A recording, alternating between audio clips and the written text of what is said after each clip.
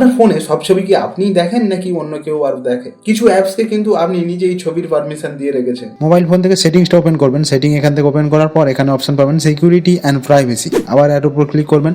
দেখুন অ্যাকাউন্ট সিকিউরিটির মধ্যে এরকম দেখাচ্ছে, এটা আমি পরে দেখিয়ে দেবো। তো দেখুন মাইক্রোফোন পারমিশনের ব্যাপার আমি এর আগেই দেখিয়ে দিয়েছি।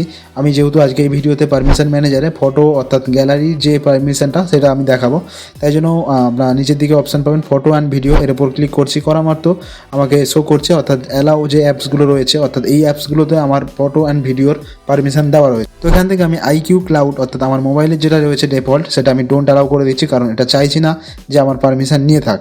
এরপর আপনি ধরুন দেখুন মিউজিকে আমি ক্লিক করছি, করা মাত্র এখান থেকে ডোন্ট অ্যালাউ করে দিচ্ছি, কারণ চাইছি না যে মিউজিকেও আমার ফটো ভিডিও যাক। আমি যেই অ্যাপসগুলো করছি দরকার নেই, এই অ্যাপসগুলোই আপনার করতে হবে। আপনার যেটা সন্দেহজনক বলে মনে হবে বা দরকার নেই সেখান থেকে আপনি রিমুভ করে দেবেন। যেই অ্যাপসে ছবি দেখার দরকার নেই সেই অ্যাপসে পারমিশন দেওয়ারও কোনো দরকার নেই, মানে বন্ধ করে দিন।